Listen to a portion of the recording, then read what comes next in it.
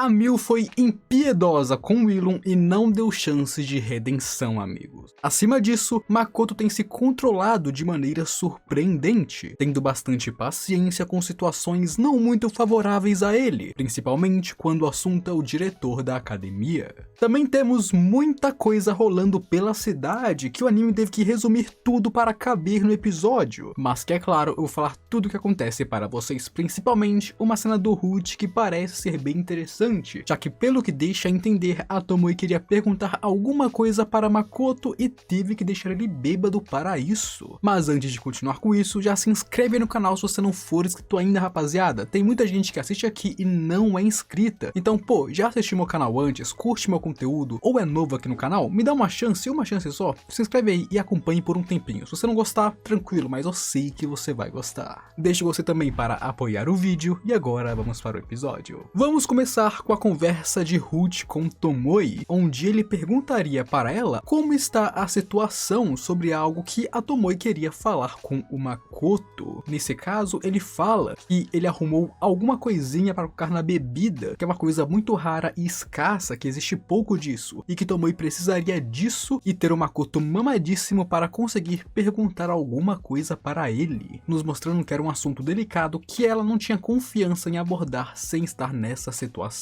Mas parece que ela não conseguiu perguntar isso aquela vez, ou se ela perguntou, ela não quer falar isso para Ruth, e diria que ela não precisa de álcool para entender o Makoto, onde mesmo sem isso, ela tem uma ideia aproximada do que ele pretende fazer. Logo, Ruth questionaria o caminho que Makoto irá seguir agora, estando interessado nisso. Afinal, ele está interessado no Makoto, onde aqui Ruth nos deixa claro que Makoto está se subestimando. Ele diz que acha assustador o Makoto escolher um caminho para seguir sem saber quanto estrago, quanta influência ele pode ter na guerra que está acontecendo, afinal o poder dele é muito grande. Então o Makoto não saber a posição de controle que ele terá nessa guerra, neste mundo, com as suas escolhas, é algo que o Ruth sinceramente acha meio assustador. Então eles entrariam no assunto sobre mudanças que estão ocorrendo com o Makoto, no caso as mudanças que eles querem que aconteça, que o Makoto decida um caminho e decida não voltar para a Terra completamente ou seguir o caminho para a divindade, como o Ruth tem flertado há um tempo, onde Tomoe diz que Makoto não mudou especificamente, apenas ficou muito mais forte do que antes. E falando sobre esse power-up, Tomoe já aproveitaria para avisar o Ruth aqui, dizendo que seria bom não colocar as mãos no Makoto, afinal quando ele entrar no seu processo de mudança, com o seu poder atual, até mesmo um dragão superior como ele não passa de um mísero lagarto na frente do seu mestre, então é melhor ele não antagonizar Makoto se não quiser sofrer as consequências disso. Além disso, Ruth daria a informação de que o trunfo dos humanos está se movendo agora, mas esse trunfo não são os heróis, amigos. Alguém que não é os heróis está vindo. Essa pessoa é o favorito da deusa atrás dos heróis, alguém muito poderoso e que pode usar um elemento que nem mesmo a própria deusa pode. E essa é uma informação muito legal, então tem alguém bem importante e poderoso vindo pra cá, e nós não sabemos quem ele é até o momento pelo menos. E como cereja no topo do bolo, Ruth avisaria Tomoe para que ela e a rapaziada da Kuzunoha mantenham suas transmissões de pensamento em baixo perfil, junto é claro com o teletransporte. Afinal, seria horrível se os humans colocassem suas mãos neste tipo de tecnologia e técnica, porque isso resultaria em um impasse com os demônios. E essa conversa faz Tomoe entender que Ruth entende perfeitamente as condições da raça demoníaca e dos humans, mostrando que ele realmente tem um grande controle ali nos bastidores das duas raças, e ela ficaria com pena dos dois, afinal se o Ruth está tramando contra eles, com certeza algo ruim vai acontecer. E inclusive foi depois dessa conversa que a Tomoe mandaria todo o inventário da loja Kuzunoha para o Asora, e então desistiria da própria loja, deixando ela ser destruída como aconteceu no anime. Em outra cena, com os alunos, teríamos os pensamentos do Shiki, pensando sobre como Amélia foi quem conseguiu finalizar o Willum, mas parece que ela estava desesperada por isso. Aqui ele pensaria que de alguma forma ela tem relação com os Hope Laces, afinal tem o mesmo sobrenome e essas paradas. Chique meio que quer perguntar pra ela sobre a relação com os Hope Laces e em parte também não quer, porque por um lado, perguntar isso pra ela poderia ajudar, mas por outro aprofundaria sua relação como professor-aluno, que é uma coisa que ele não quer fazer. Então ele não sabe o que fazer, se ele ajuda ela, pergunta, ou se ele ignora e se mantém distante. Mas de qualquer forma, o Chique meio que teria uma crisezinha existencial ali pensando e organizando as coisas. Falando na conversa do Makoto com o rei de Limia, algo que eu gostaria de destacar é que quando o rei de Limia elogiou e se interessou pelos alunos do Makoto, Makoto notou os olhos dele, sendo o típico olho de alguém influente, aquele tipo de olho de gente que ele não gosta. Afinal, as pessoas com que ele tem tido mais conflito nos últimos tempos são todas pessoas que têm este tipo de olho, os olhos de alguém que pode mover as coisas com suas palavras, que é influente, que tem poder. O tipo de olhar que atualmente só tem dado problemas para Makoto, e ele não gostou muito disso. E agora, ficando sozinho após mandar o rei embora, Makoto começaria a pensar e se sentiria desapontado com o nível em que funciona a linha principal de defesa de Hrothgar, no caso com quão fracos são aqueles guardas roxos. Ao mesmo tempo, ele pensa que não realmente pode pressionar os seus alunos, já que eles provavelmente pensam nos mutantes como humans ainda, pensando que talvez os monstros possam ser salvos. E esse é um dos motivos pelos quais Makoto fez questão de mandar eles para fora dali, porque esses monstros não podem ser salvos, não são mais humans. E os alunos claramente têm esse pensamento ainda, esse pensamento ingênuo, mas querendo ou não, eles são crianças. Inclusive, o chefe Hope Lace não iria com o rei imediatamente, tipo, o rei iria na frente e o cara continuaria ali por um tempo chafurdando em miséria, ele iria meio que separado do rei para o abrigo, onde quando Makoto foi ajudar o Hope Lace a ir para o portão da névoa de teletransporte e tudo mais, ele foi muito grosso e não queria que o Makoto o tocasse, parecendo odiar profundamente o Makoto, e fez uma ceninha na frente de todo mundo que estava ali, todo mundo observou aquela cena. Isso, de fato, fez Makoto se perguntar de onde vem todo esse ódio. Primeiramente, Amélia, que foi quem literalmente destruiu Ilungard, não recebeu um olhar dele. Segundo, Makoto nunca fez nada para ele ou diretamente para seu filho, mas ele ainda assim tem uma hostilidade, um ódio pelo Makoto, como se o ódio do seu filho tivesse passado para ele sem motivo aparente, e o Makoto não entende o porquê de todo esse ódio, principalmente porque ele nem sabia por que Ilum não gostava dele, onde ao pensar nisso, ele se lembraria que as palavras finais do Ilungard foi que ele queria se desculpar com alguém, e pensando nisso, a única coisa que Makoto pôde pensar é que se você queria se desculpar com alguém, você tinha que ter feito isso e não enchido a porra do saco dele. Outra cena que pra mim foi mais engraçada do que relevante foi que, enquanto Makoto avaliava seus alunos mentalmente, o Jin foi até ele falar sobre quando conseguiu finalizar o Ilum e essas paradas, né? Aí eles conversaram, Makoto falou, não, tudo bem, entendo, você é um jovem, você tinha esperança de poder salvar ele e tudo mais. Só que o que é engraçado é que o Jin queria continuar lutando, ele queria que o Makoto mandasse ele pra lutar contra os outros monstros. Ele não conseguiu matar um deles, e ainda assim ele queria lutar contra os outros. Esse moleque, mano, dá pra ver claramente que ele realmente não tem a cabeça certa no lugar. Agora, passando para quando Makoto foi ver sua loja, aqui ele ficou bem tristinho, amigos. Ele já sabia os motivos pelos quais a Tomoe abandonou a loja. Ele entende a situação, sabe que não tinha muito o que fazer, que o inventário está todo seguro, que eles podem simplesmente reconstruir ela novamente, mas ainda ele ficou bem triste ao ver a situação da sua loja, ela neste estado. Onde aqui, quando ele escutou os gritos das mulheres,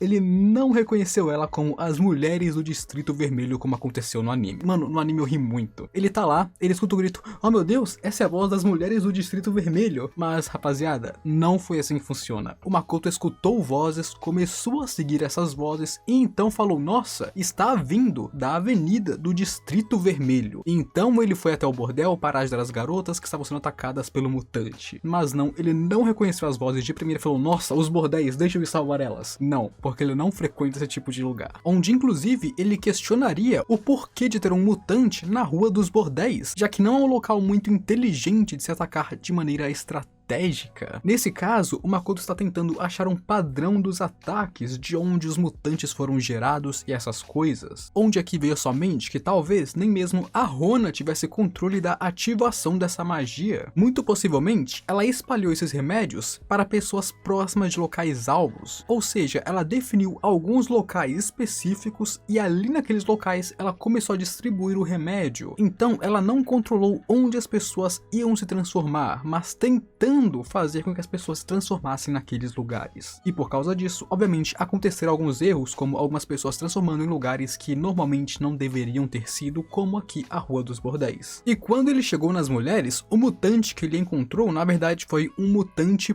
polvo. O anime aqui meio que tentou reproduzir, criando vários tentáculos estranhos e tudo mais, mas não passa bem a aparência de um polvo esse mutante, mas de fato na novela é descrito como um mutante polvo. E inclusive o motivo pelo qual o Makoto mandou as mulheres para as favelas demi-humanas, amigos, é porque o Makoto é familiar com o líder deles. Aqui no anime não é explicado em momento algum, mas o Makoto tem uma familiaridade, é parceiro do líder das favelas, então mandar elas pra lá é tranquilo pra ele. E então chegamos à minha parte favorita, que é a Mil eliminando os restos do Willum a sangue frio. O Willum, que aqui ainda está vivo e recuperou a sua personalidade a partir das suas memórias, ele reconheceria seus atos nojentos, estando mais calmo do que nunca e não tendo mais aquele ódio implacável. Aqui ele estava pronto para transmitir seus sentimentos, já que não sabia quanto tempo mais ele iria ter antes de sua morte. Ele então se moldaria para a forma de um Human de carne, e a Mil contaria para ele que ele poderia viver, e ouvindo que ele poderia viver, que nessa forma ele não tem uma contagem regressiva para sua morte, ele pensaria, não, tá bom, não vou mais falar com a Lúria ou com o Gotetsu, pode ficar tranquilo que eu vou ficar longe delas, mas eu vou fazer o que eu devo fazer, pelas sombras, escondido, nunca revelando quem eu sou. Ele queria lutar pelos seus ideais e apoiar a heroína Hibiki, passar o resto de sua vida nessa penitência, apoiando a heroína pelas sombras, sem ninguém saber quem ele é. Mas a Mil não deixaria isso. Mil disse que voltou aqui pretendendo exterminar os restos do que sobrou, mas sabendo que ele ainda está vivo, ela decidiu que seria perfeito para uma punição, atacando ele prontamente antes mesmo que ele percebesse, simplesmente apagando a cintura para baixo e deixando ele caído no chão. Aqui, mesmo que Willum não queira mais nada com a Kuzunoha, a Mil continuou punindo ele, atacando ele, e isso é por causa dos seus pecados de antagonizar e ser hostil contra Makoto. Ela diria que ele apenas foi derrotado até agora e não expiou os seus pecados. Ela diria que a derrota dele nas mãos dos alunos, e claro, sua aparência atual é o resultado de sua fraqueza, e assim ela continuaria atirando nele enquanto ele estava caído no chão. É importante frisar aqui que a novela deixa muito claro o quanto Willum estava desprotegido e, claro, vulnerável. Ele não estava em pé ou atacando ela, ele estava no chão. O primeiro ataque da Mil foi quando ele estava de costas. Depois, quando ele estava no chão, sem poder fugir, ela continuou atacando ele implacavelmente. Na novela deixa muito mais claro que o Willum estava realmente vulnerável, e a Mil apenas desintegrou ele neste estado. A Mil falaria que se Makoto falasse pra ela salvar ele, ela com certeza salvaria, mas como ele não disse nada, ela vai expurgar ele aqui agora. E Mil nos mostra que de fato isso é o que ela faz com aqueles que se opõem ao Makoto. O único motivo pelo qual um banho de sangue ainda não aconteceu é porque o Makoto tem parado ela. O Makoto não deixou que ela simplesmente aniquilasse seus inimigos, mas isso é o que ela faria com outras pessoas que antagonizam o Makoto caso tivesse a chance. Então de fato a Mil é implacável e impiedosa com qualquer um que seja hostil para com o jovem mestre. E assim pulamos 3 dias, onde aqui, no primeiro, Makoto passou na favela demi-humano para trocar informações com seus subordinados. No segundo, ficamos sabendo que a rede de informações em Hrothgar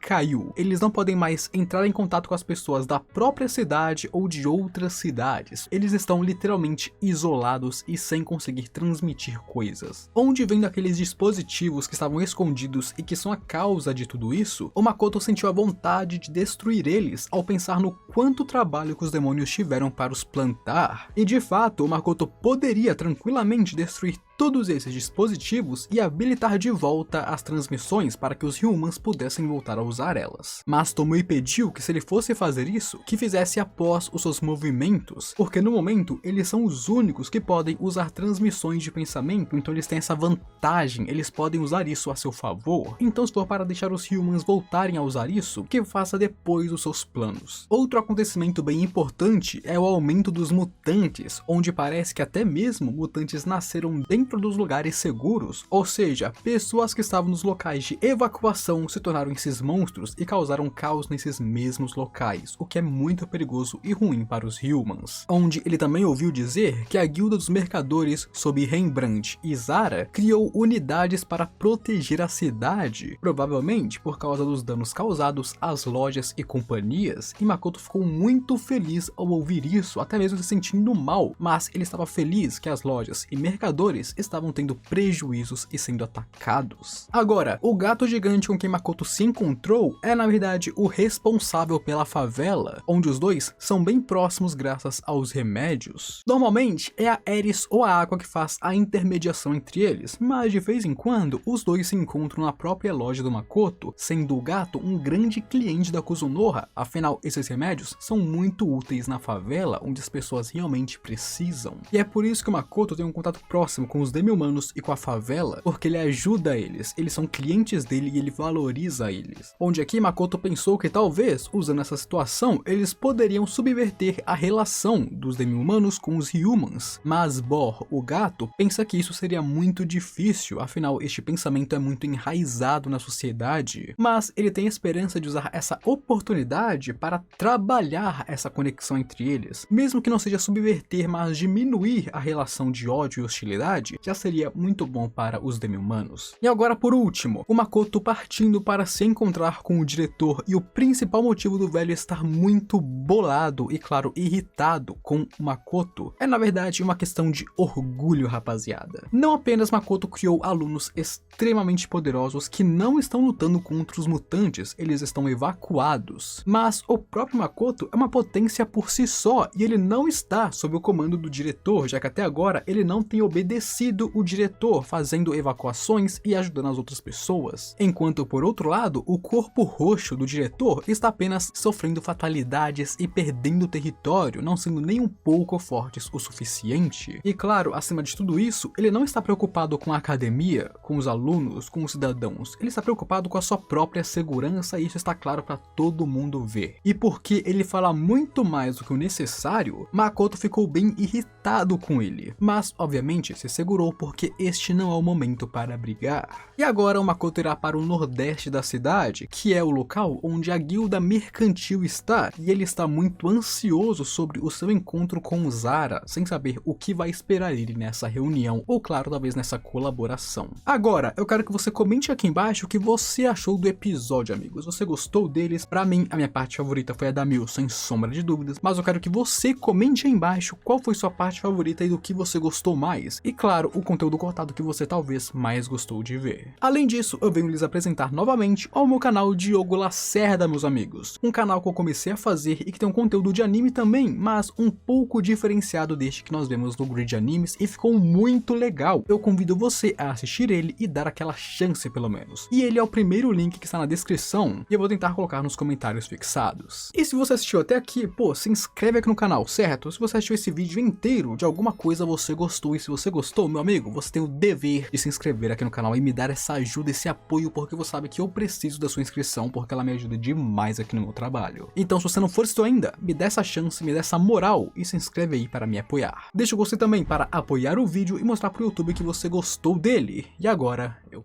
fui.